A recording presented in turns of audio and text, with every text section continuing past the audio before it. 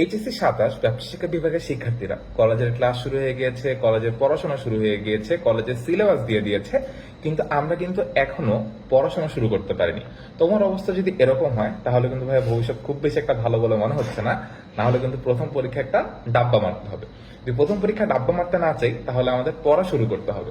তো পড়া শুরু করতে যেহেতু বললাম ভাইয়া আর এক বিপদে, কারণ এইচএসসির অ্যাকাউন্টিং এর বইটা এত বড়, পড়াশোনা এত বেশি। শুরু করবো কিভাবে, শেষ করবো কিভাবে, এটা নিয়ে তো অনেকের অনেক কনফিউশন।